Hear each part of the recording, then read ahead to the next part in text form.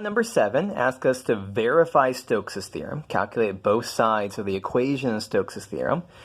For f of x, y, z is 2y plus z, 3x, x plus z. In the upper hemisphere, radius 1, with outward pointing normal vectors. And then we're supposed to repeat the question, repeat the process for then the lower hemisphere. So there's a lot to do here, but we'll be able to reuse our work in a lot of different ways. So the vector field f is 2y plus z, 3x, x plus z. And so first thing, let's just go ahead and calculate out the curl.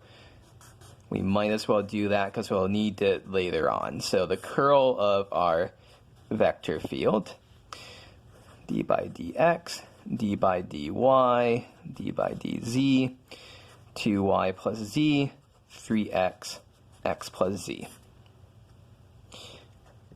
Okay, so what is the calculation for the curl here? The derivative with respect to y of x plus z, that's 0, minus derivative with respect to z of 3x, that's 0. Second calculation so the second slot here, the derivative with respect to z of 2y plus z, that's 1, minus the derivative with respect to x of x plus z, that's 1. And then finally, it's the derivative with respect to x of 3x, that's 3, minus the derivative with respect to y of 2y plus z, that's 2. So we see our normal vector ends up as 0, 0, 1. So we'll file that away for when we need it. So what is Stokes' theorem? Let's recall what Stokes' theorem says. It's the single integral over the boundary of a surface of f dot dr is equal to the double integral over the surface itself of the curl of f. So let's do this. It says, first for the upper hemisphere, the top hemisphere. And so sphere means we're going to be using a spherical parametrization. G of theta comma phi is, it's radius 1, so when we say r cosine theta sine phi, that's just cosine theta sine phi, sine theta sine phi, and cosine phi. Our normal vector is going to be, again, we can just write it down, sine phi. I'll just recopy it. Sine phi times all of this.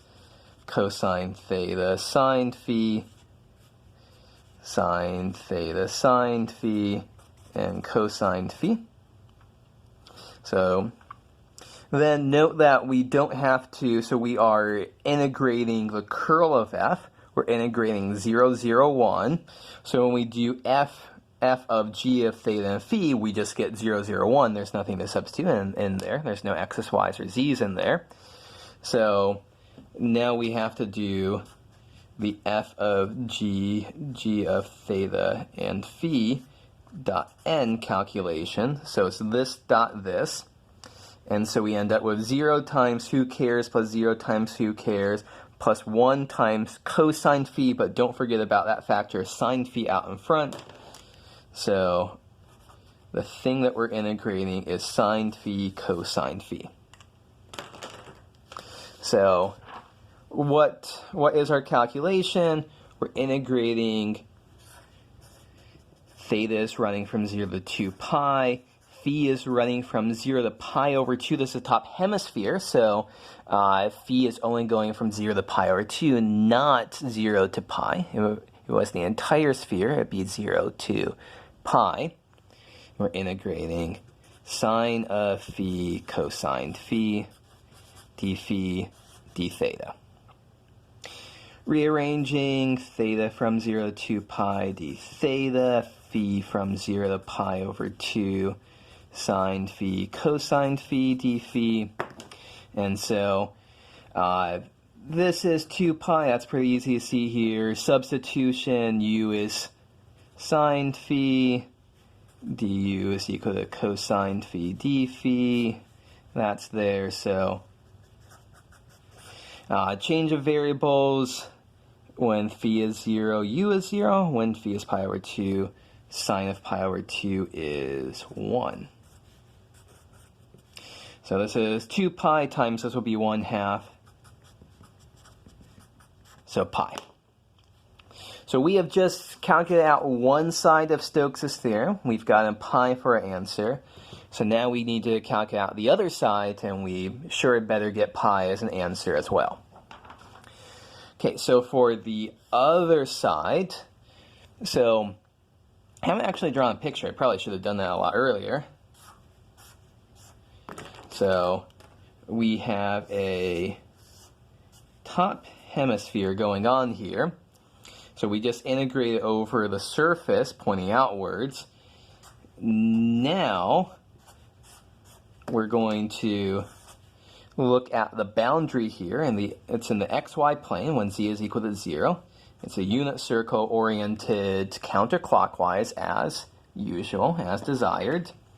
And so r of t is cosine t, sine t, and 0. T runs from 0 to 2 pi, standard parametrization of that circle. We've seen that quite a lot in these sorts of problems. Okay, so this is our r of t. Okay, so we've got r of t, t from 0 to 2 pi. That's what we've got here. We know we need r prime of t. That's going to be minus sine t, cosine t, and 0. And then we also have to take our original vector field. We haven't touched this in a while. So go back to the very beginning, substitute in r of t into f. So f of r of t. So it's going to be 2 times y. Y is sine t plus z is 0. So that's sine t, that's plus 0. Then the next entry is 3 times x. X is cosine t. The final entry is x, which is cosine t plus z is 0. So then we know we have to do f of r of t, do this dot product with r prime of t. So we do this times this, we get minus 2 sine squared t, plus this times this, 3 cosine squared t plus 0. So the expression that we have to integrate, is 2 sine squared t plus 3 cosine squared t. And we're integrating that. We're integrating that from t is running from 0 to 2 pi, minus 2 sine squared t plus 3 cosine squared t. And so how to do this, minus 2 the integral from 0 to pi sine squared t dt plus 3 times the integral from 0 to 2 pi cosine squared t dt. So we should recognize here that this ends up being equal to pi, and this also ends up being equal to pi. So we have minus 2 pi plus 3 pi. Hey, that's pi. Hey, that is the same answer. I have to dig back to, here's the previous sheet, that on the right side of Stokes' theorem we got pi, on the left side of Stokes' theorem we also got pi. Hooray. Okay, so that is, we just verified Stokes' theorem for the upper hemisphere, radius 1.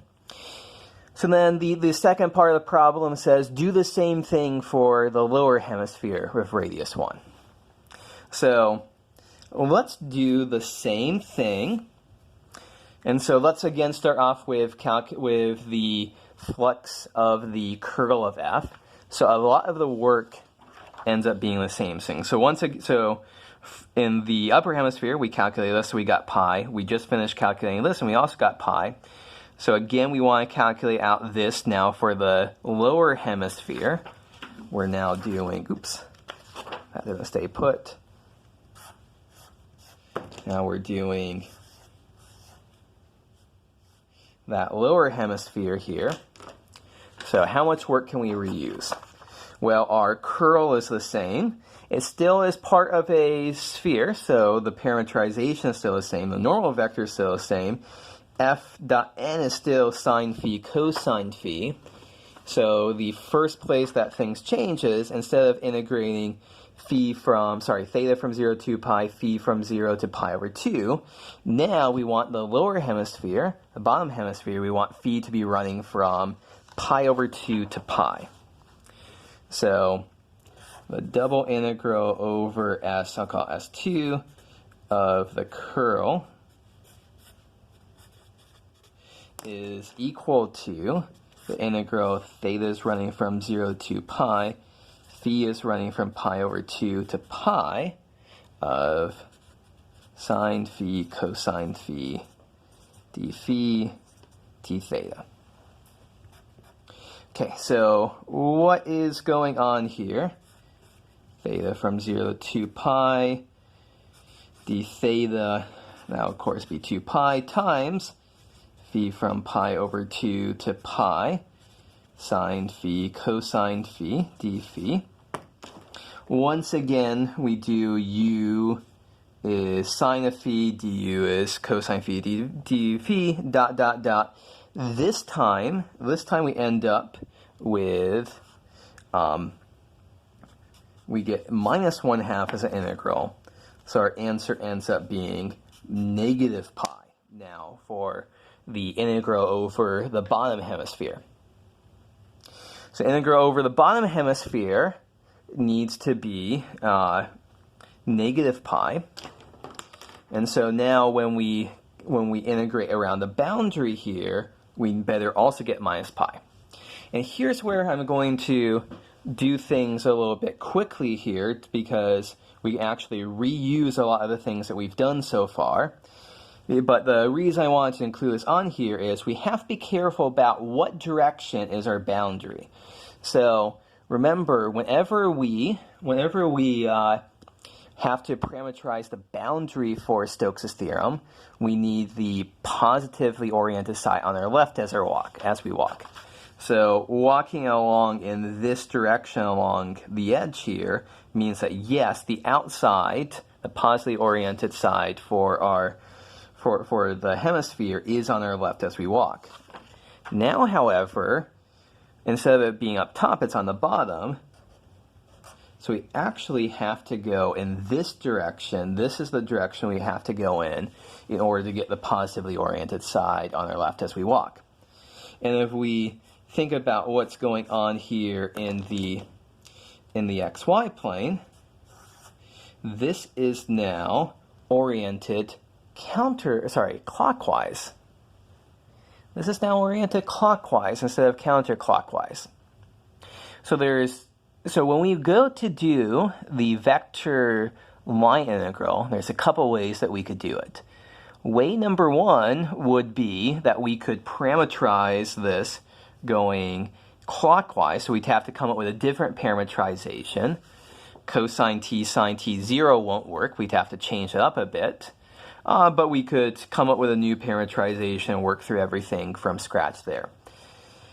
However, a different way to realize it is that the parametrization in this direction is just, if we change the signs on everything, so vector line integrals have an orientation to them, reverse the orientation, throw in the minus sign. So we actually don't have to redo our work here, because we can just say we can reuse all of this work here and all of this work here, excuse me, and then realize that we got pi as our answer. And so now for this one, with it orient backwards, we should get negative pi as our answer. So I'm not actually going to do that calculation. It's a worthwhile one to do if you want to, or you could just find your own parametrization of the unit circle oriented clockwise, and that would be fine. But I'm just going to kind of cheat here and say that's good enough. There's one more point worth making here, which is what's the, so I didn't ask it in this problem, but what's the value of the surface integral of the curl of f over the entire sphere? Well, we could find that by the surface integral over the top hemisphere is pi, the surface integral over the bottom hemisphere is minus pi. Those two add together to be 0. And remember, that actually makes sense. Go back to Stokes' theorem. If S is a closed surface, the boundary of S is empty, and so this integral is 0, so this integral has to be 0. So take any vector field you want, take the curl of it. If you integrate the curl of any vector field over a closed surface, if you integrate the curl of any vector field over a closed surface, you're guaranteed to get 0 by Stokes' theorem. So there's a lot of things in this problem. I figure we've spent a lot of time on it, but I figure it's a worthwhile exercise to do. Okay, so problem number 8. So now use Stokes' theorem to evaluate the flux of the curl of f through the cone. Z is 1 minus square root x squared plus y squared. Z is greater than or equal to 0 for that vector field. Okay, so what's going on here? The region in question is a cone. So something that we could be saying here is, well, we could just do this brute force, that we could say, here's our vector field, take the curl of our vector field. This is already kind of messy, curl will be even messier. We could do this as a graph of a function, but it would probably be pretty messy here. Instead, it's going to be much easier for us to use Stokes' theorem. So the problem is asking us to compute out this side of Stokes' theorem. We're going to choose to compute this way instead, using Stokes' theorem. So the boundary is, once again, it is the x squared plus y squared is equal to 1, z is equal to 0 is our boundary, oriented counterclockwise, so r of t is cosine t, sine t, and 0. R prime of t is negative sine t, cosine t, and 0. And so now we don't actually have to bother taking the curl. We can just do f of r of t. And so f of r of t, plug in, x is cosine t, y is sine t, z is 0 in here. So x is cosine t, y is sine t, e to the 0, comma, x is cosine t, e to the 0 minus 0 times e to the sine t, comma, sine of something, 0, and something, that will give us 0. So f of r of t simplifies down oh so much. It's cosine t times sine t times 1, cosine t times 1 minus 0 and 0. And then we have to do f of r of t dot product r prime of t. So this dot product this gives us minus sine squared t cosine t plus cosine t times cosine t, so cosine squared t. Okay, so this is the integral we have to do. We are integrating t from 0 to 2 pi once again, minus sine squared t cosine t plus cosine squared t dt. In the interest of time, this video is getting long enough. When you integrate this, I'm pretty sure you get 0 there. When you integrate this term, you end up with pi. So our final answer here is pi. So we see that, let's summarize what's going on here. We use Stokes' theorem to calculate the flux of the curl over a surface. This is kind of a little bit weird surface, still something with a nice formula. Remember, I could say this could be any surface that we want to, no matter how messy it looks, how weird it looks, whether or not we have a parametrization. The only thing that matters for the flux of the curl of f is the line integral of f itself around the boundary.